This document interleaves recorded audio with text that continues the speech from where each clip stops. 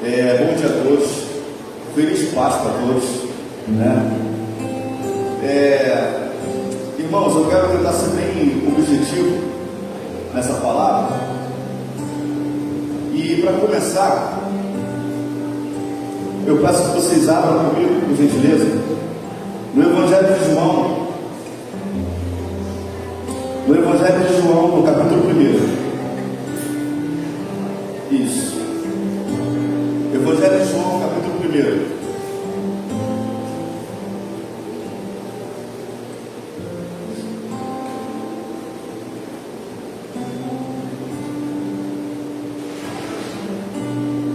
Amém? Foi? Então, dá um descanso aí nesse momento, repousa sua Bíblia no seu colo, que eu quero falar umas coisas primeiro aqui, para poder introduzir essa palavra. Hoje nós celebramos a Páscoa do Senhor. Nós celebramos hoje a ressurreição do nosso Cristo, né? E graças a isso, graças a Ele, graças ao que Ele fez, é que nós estamos aqui. A nossa permanência nesse lugar não teria qualquer sentido ou propósito se não fosse a Páscoa. E a nossa missão nessa manhã, eu creio, é relembrarmos o significado real e verdadeiro do que é a Páscoa. Não do que foi a Páscoa, mas do que é a Páscoa. Amém? E para poder começar, eu quero dar início falando primeiro sobre o que a Páscoa não é. Eu quero falar primeiramente sobre o que a Páscoa não é, para depois começar a falar sobre o que a Páscoa é. Tudo bem? Amém? Então vamos lá. Hoje a Páscoa, para a maioria de nós, ela é nada mais nada menos do que uma data comercial. Obrigado, Davi. Ela é uma data comercial para muitos de nós. E nada contra, quero deixar isso aqui bem claro de antemão, tá, irmãos? Nada contra comer chocolate no dia da Páscoa, nos dias de Páscoa. Nada contra você presentear sua esposa, seus filhos com chocolate. Nada contra você receber chocolate e comer chocolate, né? E comer. Nada contra nada disso. Mas assim, por que eu estou falando isso aqui? Porque eu preciso primeiro desconstruir o que não é. Falar primeiro o que não é a Páscoa. Amém? E aí, falando sobre isso, possa ser que alguém se sinta constrangido de alguma forma. E não é esse o meu objetivo. Amém? Então, irmãos, a Páscoa se tornou uma data comercial para muitos de nós. Uma data onde representa a troca, né, de chocolate, a troca de ovos de Páscoa, a troca de presentes para poder celebrar amizades, celebrar família e por aí vai. E como eu falei agora há pouco, não quero aqui trazer nenhum peso de condenação contra a prática em si de comer chocolate, ou de presentear alguém, ou de receber também presente. Amém? Mas eu preciso enfatizar aqui como a Páscoa, de uma festa bíblica, ela se tornou ao longo do tempo numa comemoração ou numa data comercial. Para a gente aqui distinguir uma coisa da outra, aquilo que é verdadeiro daquilo que é falso. Amém? Dito isso, irmãos, o que eu quero dizer? Primeiro de tudo, nós precisamos compreender, dentro do aspecto histórico, do que aconteceu. A Páscoa comercial, ela se originou na Europa. E isso veio por parte dos povos germânicos, por parte dos povos bárbaros, porque eles adoravam uma deusa chamada Ostera. E essa deusa, para eles, era uma mulher, era uma deusa, uma figura, né, de uma mulher muito bonita. E a lenda de Ostera dizia que ela transformou um pássaro num coelho. E ela fez isso para poder divertir as crianças. E quando ela transforma esse pássaro no coelho, o pássaro não gostou de passar por aquele processo de transformação. ele fica triste em se tornar um coelho. Mesmo assim, ele sendo um coelho, ele coloca ovos para ela e dá esses ovos de presente para Ostera. E aí, a partir dessa lenda, desse mito, o que acontecia? Ostera era adorada e celebrada como a deusa da renovação, como a deusa da fertilidade, como a deusa da renovação. A partir dessa lenda, criou-se uma tradição na Europa, aonde no início de cada primavera, no virar da estação, no início da primavera, trocavam-se ovos coloridos, e aqueles ovos eram dados de presente no meio da vizinhança, como uma celebração, como um sinal de renovação, porque primavera fala o quê? Fala de uma renovação na estação, de uma renovação no tempo, de novos tempos de plantação, de novos tempos de colheita. E aí, isso se origina na Europa e vira uma tradição. E a partir desse momento, quando chega por volta do século IV, século V, a Igreja Católica, ela entra num processo de mistura religiosa, aonde ela começa a pegar contornos de religiões pagãs de origem germânica e começa a adicionar na sua liturgia de culto. O nome que nós damos a isso na história é sincretismo. Sincretismo significa mistura, ok? É quando você pega duas substâncias e mistura, tornando uma única substância. Então, irmãos, a Igreja Católica ela começa a pegar alguns elementos de cultos pagãos e começa a adicionar a sua liturgia, o seu culto. Para que ela faz isso? Ela faz isso para poder trazer adeptos das religiões pagãs para dentro dos cultos católicos. Então, quando viam esses povos germânicos, quando viam esses povos bárbaros e viam elementos de seus cultos pagãos inseridos no culto religioso católico, eles se sentiam o quê? Familiarizados. Eles olhavam para aqueles elementos dentro do cristianismo e se sentiam ali representados, se sentiam ali identificados. A Igreja Católica então ela passa a adotar, no período de Páscoa, essa prática de trocar ovos coloridos no início da primavera. E eles começam a entender que aqueles ovos ali, eles adotam a prática da troca de ovos coloridos, entendendo que aquilo ali era o quê? Uma prática de renovação, era uma prática o quê? De renovo, de esperança e de fertilidade. Eles adicionam o significado dos ovos na prática das religiões pagãs. Eles agregam isso agora ao culto cristão católico. E a partir desse momento, começa a se tornar um costume entre cristãos católicos, no início da primavera ou no período da Páscoa, trocar ovos como sinal de amizade, como sinal de renovação, como sinal de esperança.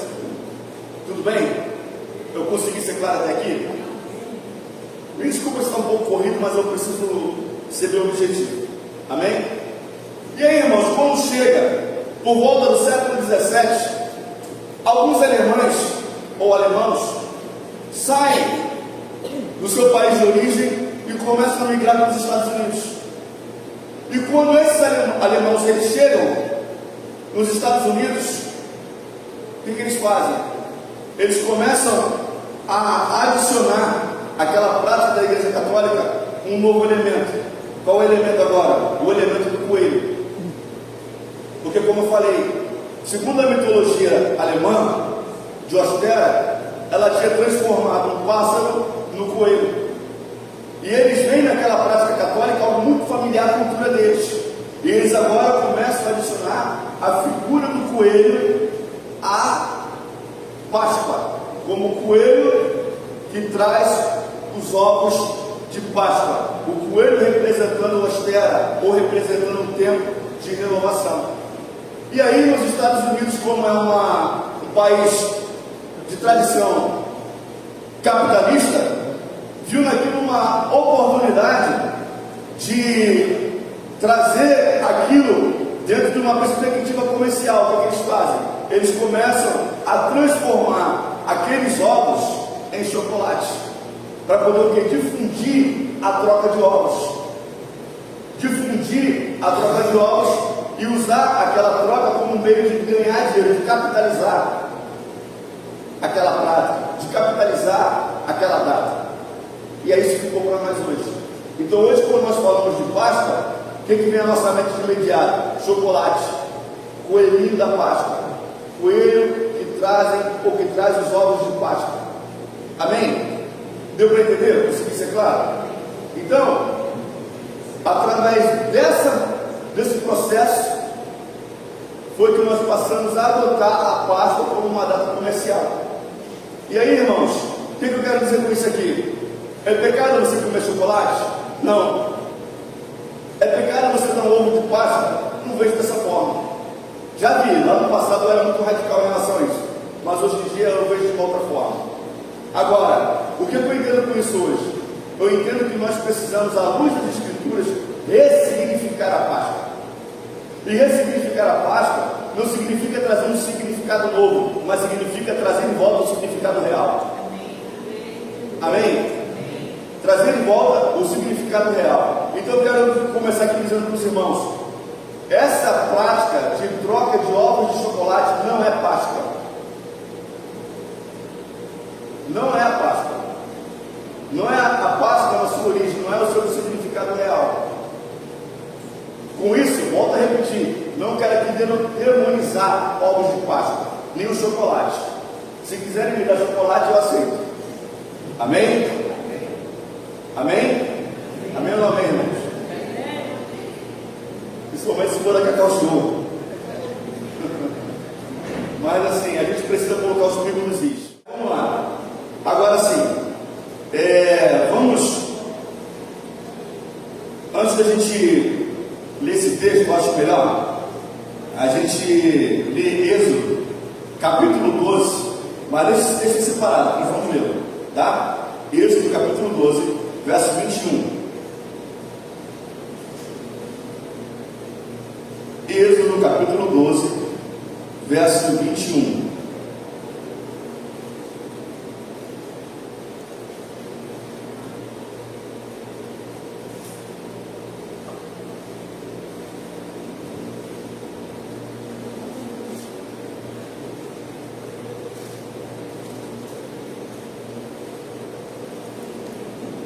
Nós vimos aí a Páscoa como uma data comercial. Agora nós vamos ver a Páscoa judaica. A Páscoa judaica. Aonde se originou a Páscoa? A nossa Páscoa. Só para poder contextualizar os irmãos, isso aqui que nós vamos ver agora se dá no momento em que o povo de Israel está cativo no Egito, está sendo escravizado no Egito. Deus levanta Moisés para poder libertar o povo de Deus daquele lugar, daquela condição de escravidão. E aí Deus começa através de Moisés a fazer vários sinais no Egito, mandando as 10 pragas, até que chega a 10ª praga, que é conhecida como a praga dos primogênitos. Amém? E aí, no versículo 21, Moisés, o texto vai dizer aí: Moisés chamou a todos os anciãos de Israel e lhes disse: escolham e peguem cordeiros para as famílias de vocês e matem esses animais para celebrar a Páscoa. Para celebrar o que, irmãos? A Páscoa. Peguem ramos de sopo, molhem o sangue que estiver na bacia e marquem a viga superior da porta e suas ombreiras com o sangue que estiver na bacia, e que nenhum de vocês saia da porta da sua casa até pela manhã, porque o Senhor passará para matar os egípcios. Quando, porém, enxergar o sangue na viga superior da porta e em ambas as ombreiras, o Senhor passará por cima da porta. Diga comigo: passará por cima.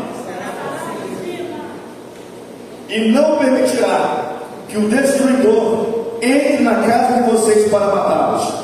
Portanto, guardem isto, por estatuto para vocês e para os seus filhos, para sempre. E quando estiverem na terra que o Senhor lhes dará, como prometeu, observem que este rito, quando os seus filhos perguntarem: que rito é este?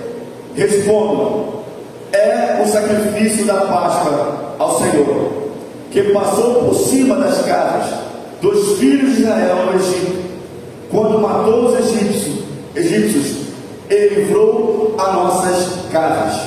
E então o povo se inclinou e adorou, e os filhos de Israel foram e fizeram como o Senhor havia ordenado a Moisés e a Arão. Irmãos, vamos dar uma pausa aqui. O que acontece?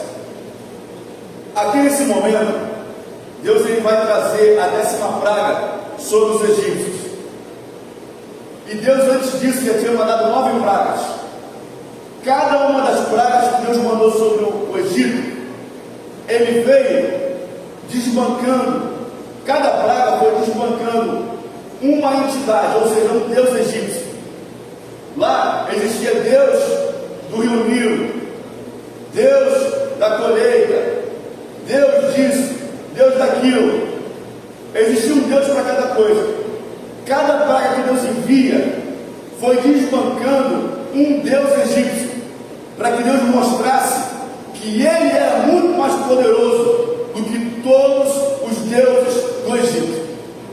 O último Deus pseudo-Deus, que o Deus Yahvé ia desbancar, era o Deus representado pelos primogênitos, que eram pelos olhos. E aí o que acontece? Deus chega e fala o seguinte: Moisés, eu vou matar todos os primogênitos do Egito, todos sem exceção. Então o que eu quero que você faça? Você vai ordenar ao povo de Israel que eles tomem um cordeiro, eles sacrifiquem esse cordeiro, e com base nesse sacrifício eles vão pegar o sangue desse cordeiro e vão molhar, vão aspergir com sangue a ombreira principal, ou melhor, a viga principal da porta, e as ombreiras laterais da porta com sangue. Por quê? Porque eu vou enviar o meu anjo da morte no Egito. Quando o meu anjo estiver passando, aonde ele olhar e ver sangue na porta, nas ombreiras da porta e na viga superior, nessa casa ele não vai entrar, ele vai passar por cima. Irmãos, Páscoa vem do hebraico Pessah, que significa passar por cima. Guarde isso, passar por cima. E é exatamente isso que o anjo da morte ele fez. Quando ele viu o sangue nas portas, ele entendeu que aquela casa pertencia ao Senhor. Ele entendeu que aquela casa era uma família de Deus, comprada pelo sangue de Cristo Jesus. E aí talvez você me diga: mas Jesus ainda não tinha vindo. E eu digo para você que, segundo as palavras do apóstolo Paulo, Jesus, como Cordeiro de Deus, foi imolado ainda antes da fundação do mundo. Irmão, isso é motivo de dar glória a Deus, irmão. Glória a Deus, irmão, aleluia. Glória a Deus, aleluia, irmãos. Deus proveu o Cordeiro ainda antes da fundação do mundo. Deus sabia tudo o que ia acontecer. Deus onisciente coloca o homem no Éden, sabendo que o homem ele ia pecar, que ele ia cair. Mas o Cordeiro já estava preparado, irmãos. O sangue do Cordeiro, o sangue que nos resgataria do pecado, já estava preparado, irmãos. E aquela ordem que Deus deu a Moisés já era uma sinalização profética do Cordeiro que haveria de vir, irmãos. Olha que coisa linda. Sabe o que é interessante, irmãos, aqui? Nós pensarmos no capítulo 3 de Gênesis, no versículo 15. Quando Deus, após o homem cair, Deus ele vem amaldiçoando, ou vem liberando sentenças sobre a mulher, sobre o homem e sobre a serpente. E quando chega na profecia, e ele fala assim: olha, virá o descendente da mulher, e o descendente da mulher pisará a cabeça da serpente. E quando Deus ele fala isso, ele está se referindo ao Cristo, que é venir de vir. Gênesis 3, versículo 15. É a primeira menção da Bíblia do Cristo que viria. E aí o que acontece? A partir desse momento, Eva e Adão, eles começam a nutrir no seu coração uma expectativa. Qual era a expectativa? Com base nessa profecia, de que eles iriam gerar um descendente que iria consertar toda a besteira que eles fizeram. Eles começaram a nutrir no coração deles a expectativa de que deles sairia um descendente que iria corrigir toda a bobagem que eles fizeram, ou seja, que iria reconciliar todas as coisas com o Senhor. E aí, quando Adão e Eva eles geram e concebem Caim, vocês lembram o que Eva e Adão eles falam? Quando eles olham para Caim: eis que eu concebi um varão. Por que eles falam isso? Porque ali eles achavam que Caim era esse descendente. Eles tinham a expectativa de que o primeiro filho deles, o primogênito, seria aquele que iria redimir a criação. E não foi isso que aconteceu. Caim vai lá, depois nasce Abel. Caim vacila, mão invejoso, vai lá e mata Abel, no meio do mato lá, né? Mata o seu irmão, a trairagem. E aí o que acontece? Caim, ou melhor, Adão e Eva não param por aí, não tinha televisão na época, não tinha Netflix, não tinha streaming, e aí vão lá e geram outro filho, no lugar de quem? No lugar de Abel. Qual é o nome desse filho, irmãos? 7. E aí quando o 7 nasce, você vai ler lá em Gênesis falando assim: e nesses dias os homens voltaram a buscar a Deus, ou os homens voltaram ou passaram a buscar o Senhor. Sabe por quê? Porque como Caim havia matado Abel, a expectativa não morreu ali. A expectativa é que Sete seria talvez esse primo, ou melhor, esse descendente que Deus havia profetizado em Gênesis 3,15. E de fato, a descendência, a linhagem de Sete foi uma descendência diferente. Amém? Foi dessa descendência que surgiram, que vieram os homens de Deus. Mas ainda não foi Sete. E as gerações foram passando. Até que chega onde? Chega em Noé. E a Bíblia fala que quando Lameque concebe, Lameque é pai de Noé, quando Lameque ele concebe Noé, ele vai falar assim: esse menino, talvez seja ele que nos trará descanso. Olha as palavras de Lameque: talvez seja esse menino que nos trará descanso, trará descanso para a terra. Irmãos, hoje eu devo estar nervoso. Só pode ser isso. Então assim, esse menino talvez seja ele que trará descanso para a terra. E aí nasce Noé. Por quê, irmãos? Porque gerações após Noé, elas tinham uma expectativa de que viria um descendente que redimiria a terra. Cara, isso era muito forte. Esse descendente, cara, não foi Caim, não foi Abel, também não foi Sete, mas foi Jesus. Foi Jesus Cristo. Esse camarada aqui, aonde Deus manda Moisés, molha a viga principal da porta, molha as ombreiras da porta com sangue. O sangue de quem? Do Cordeiro. Irmãos, ali já era um prenúncio profético do Cordeiro que haveria de vir. E esse Cordeiro seria um Cordeiro perfeito, que morreria uma vez só e de uma vez por todas, para salvar a humanidade. para remir o pecado da humanidade, para salvar todos aqueles que nele crescem. Amém? Esse é o Espírito da Páscoa. Esse é o Espírito da Páscoa.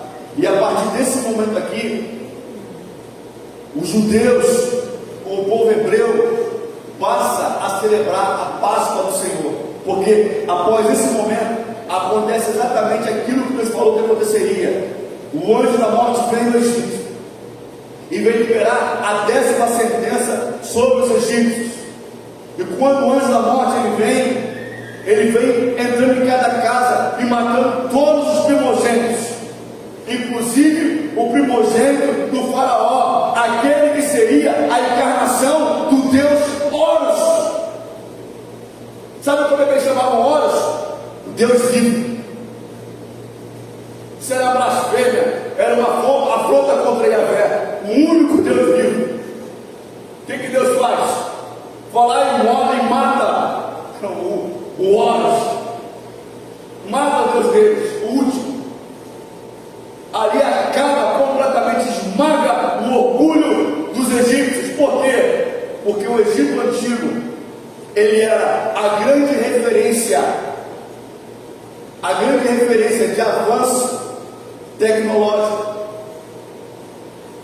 uma grande referência de conhecimentos místicos que existiam no mundo antigo.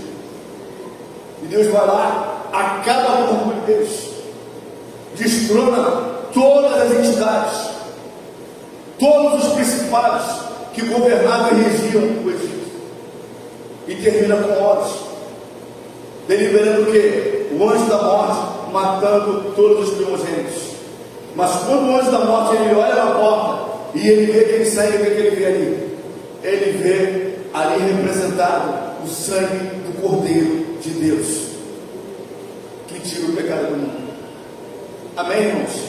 Então nós estamos vendo aqui o que? A fundamentação ou a instituição da Páscoa judaica. A nossa Páscoa, nós vamos ver, é o que nós chamamos de a Páscoa cristã. Mas a nossa Páscoa, ela encontra razão, ela encontra sentido nisso aqui. Uma coisa não está desvinculada da outra. É isso que eu quero que vocês entendam. E nós, enquanto cristãos, nós precisamos compreender o que é que nós estamos fazendo, o que é que nós estamos celebrando, por que que nós estamos celebrando. Amém?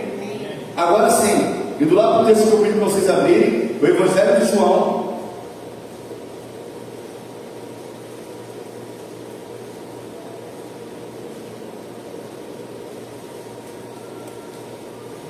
capítulo 1, vai dizer assim: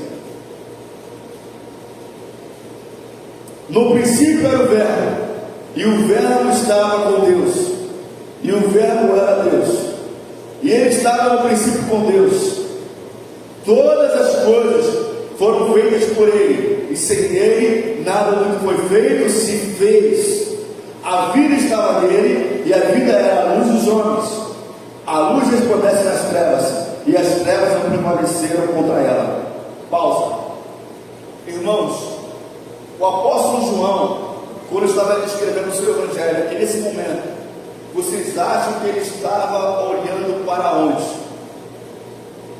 Olha o texto, olha o que ele está escrevendo. Olha como é que ele começa o texto. No princípio. Para onde é que João está olhando, irmãos? Gênesis. Obrigado. Gênesis. João está olhando para Gênesis. João está olhando para o princípio de todas as coisas.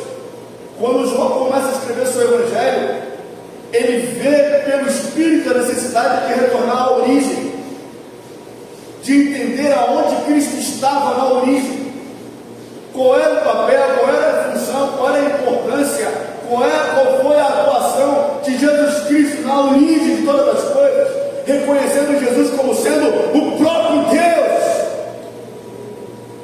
E aí ele começa, no princípio, porque João está olhando para Gênesis, ele está olhando para o princípio. Sabe o que eu aprendo aqui, irmãos? João, na minha concepção, na minha particular concepção, eu acredito que João foi, se eu fosse apelidar João, eu chamaria história, João, o apóstolo da revelação. Amém. E não é por acaso que ele é o apóstolo que escreve o Apocalipse, que significa revelação. Agora quer saber do que mais? A revelação não caiu para João no colo dele, do céu no colo dele, não. Os apóstolos e os profetas, eles tinham uma prática em comum. Qual era a prática que eles tinham? Eles examinavam as escrituras sagradas.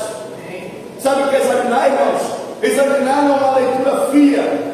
Examinar não é uma leitura rápida. Examinar não é uma leitura superficial. Examinar é quando você esmiuça as escrituras, aonde você dedica tempo, aonde você se volta para as escrituras e se debruça sobre ela sem pressa e sem distração, e de paz de coração, pedindo ao Senhor, me revela aquilo que está nas entrelinhas daquilo que foi escrito. Talvez por isso, irmãos, eu tenha feito história. Talvez por isso também seja um historiador. E é por isso que cada um de nós cristãos, de alguma perspectiva ou em potencial, precisamos ser historiadores, no sentido de debruçar sobre as escrituras, no sentido de entendermos a necessidade de examinar aquilo que está escrito, porque julgamos que nela a vida é eterna.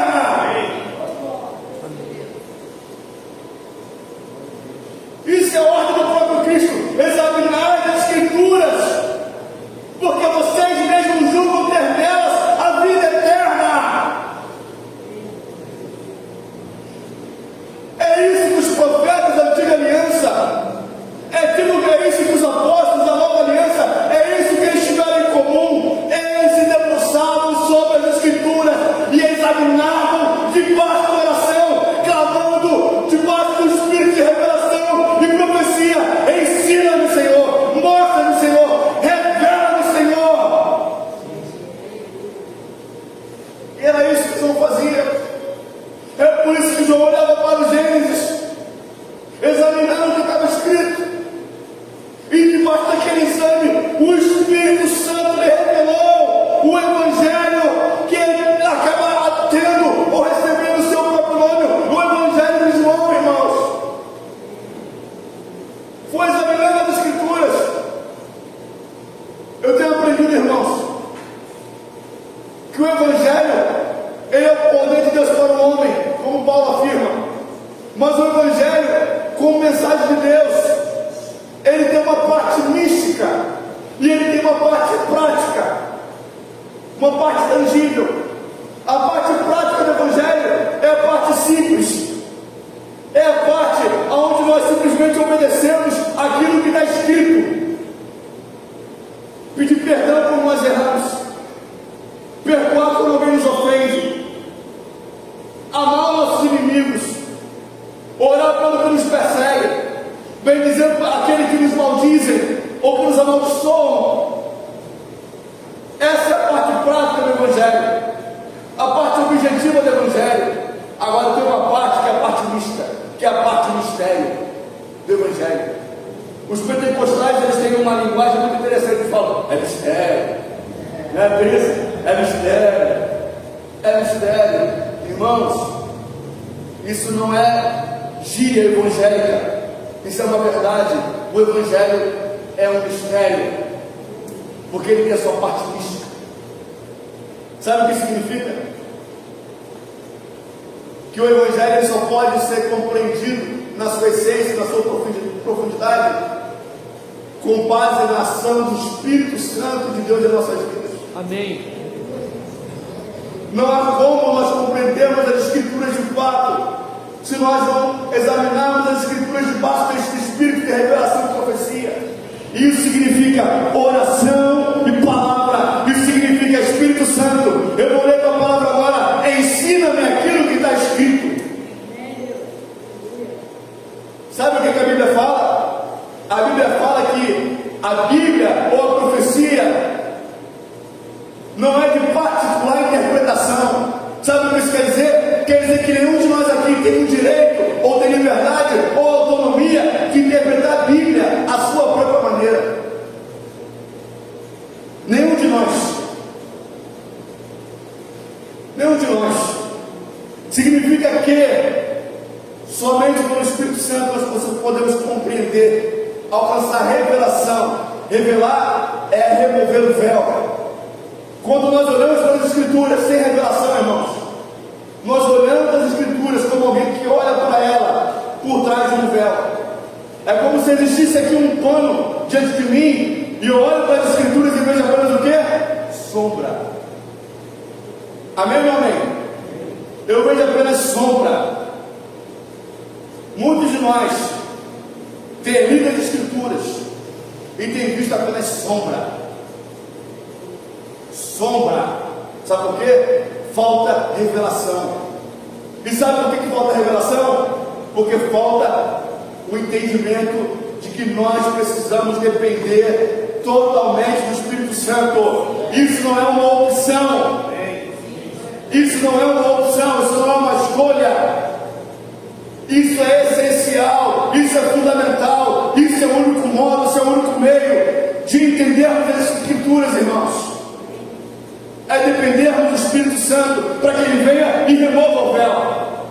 E eu agora, quando olho para as Escrituras, eu não vejo mais apenas sombra, eu vejo a palavra escrita com sangue do Cordeiro. E o texto vai dizer assim: e houve um homem enviado por Deus. E houve um homem enviado por Deus, e o nome dele era João. E este veio como testemunha para testificar a respeito da luz, para que todos viessem a crer por meio dele. E ele não era luz, mas ele veio para dar testemunho da luz. E a verdadeira luz é que? É a verdadeira luz que, vinda ao mundo, ilumina toda a humanidade. O Verbo estava no mundo, e o mundo foi feito por meio dele, mas o mundo não o recebeu. Mas a todos quantos receberam, deu-lhes o poder de serem feitos filhos de Deus, a saber, aqueles que creem no seu nome. E o Verbo se fez carne e habitou entre nós, cheio de graça e de verdade. E vimos a glória, a sua glória, a glória como do unigênito do Pai. E este é aquele de quem eu dizia: ele vem e depois de mim, e ele vem depois de mim, mas é mais importante do que eu. Ele é mais importante do que eu, pois já existia antes de mim. Porque todos nós temos recebido da sua plenitude e graça sobre graça, porque a lei foi dada por meio de Moisés, a graça e a verdade vieram por meio de Jesus Cristo. Ninguém jamais viu a Deus, e o Deus unigênito que está junto ao Pai é que o recebeu. E eu quero finalizar pedindo para que você pule agora para o versículo 29. Pula aí para o versículo 29.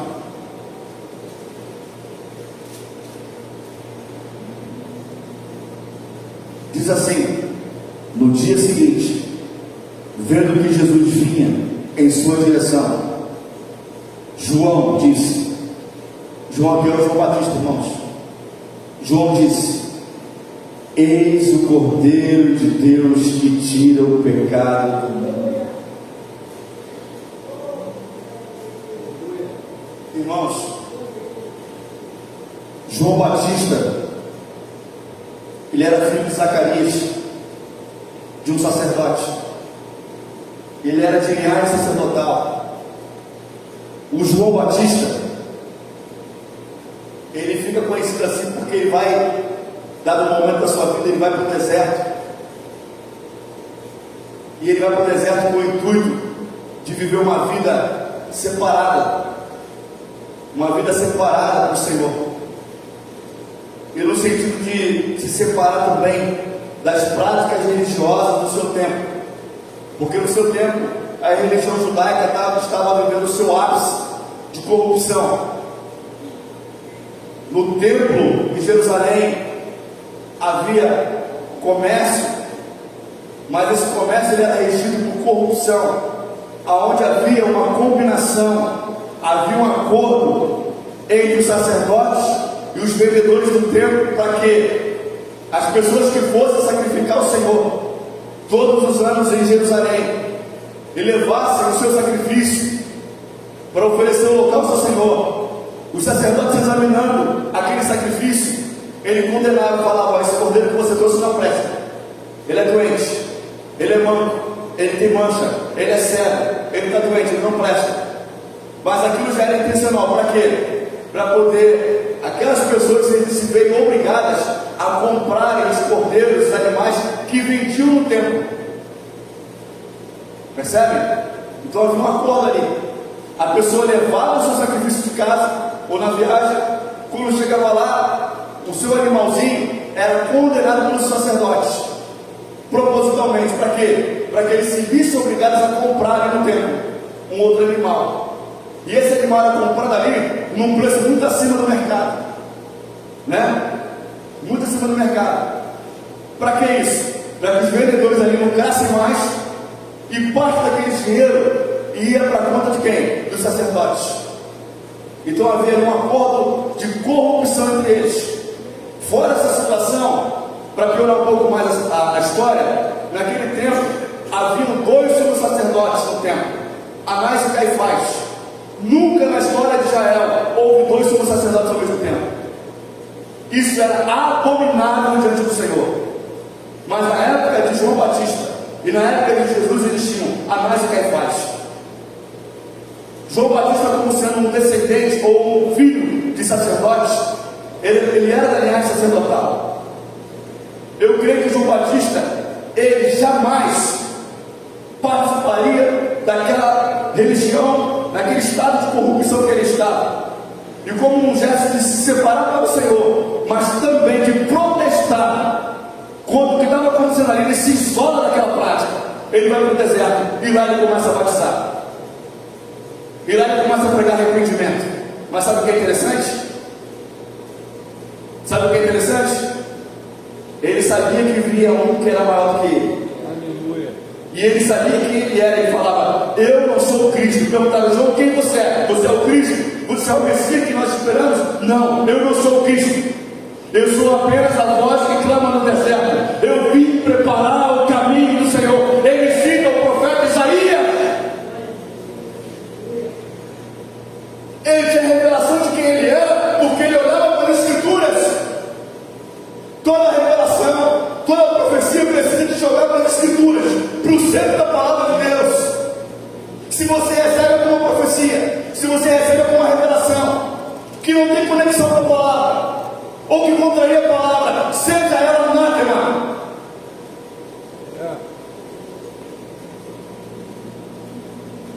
E aí, dado dia, João na sua rotina, pregando e batizando, quando ele olha, e ele vem chegando aqui, e ele olha: será uma miragem?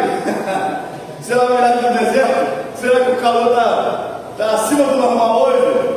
Será que o calor está me afetando? Será que eu estou enxergando direito? Quem é que está vendo ali? E ele diz: eis o Cordeiro de Deus que tira o pecado do mundo. Ele para tudo que ele está fazendo, ele para de falar, ele para de batizar, ele para o que ele está fazendo e ele anuncia: eis o Cordeiro de Deus. Pare tudo. Está vendo aquele que está vendo ali? Eis o Cordeiro de Deus que tira o pecado do mundo. Eis que vem o Cordeiro de Deus que tira o pecado do mundo. E por que ele diz isso, irmãos? Porque João Batista conhecia as Escrituras, ele examinava as Escrituras.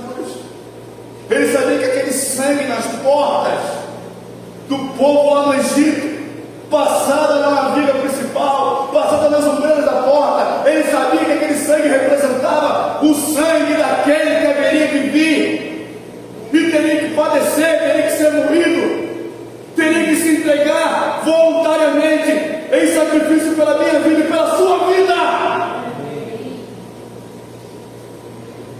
E eu quero terminar essa palavra dizendo aos irmãos: é para isso que nós estamos aqui, para reconhecer o que Ele fez por nós. E o que Ele fez por nós A Bíblia resume uma palavrinha só para ficar bem fácil: graça. Amém. Graça. Se você tiver dificuldade de explicar isso para alguém algum dia, resuma em graça. Você precisa falar isso para alguém. Você tem a responsabilidade, a incumbência de falar isso para alguém. Falar o que Jesus ele fez por você, o que ele fez pela sua família. E se você tiver dificuldade, resuma isso em graça. Graça.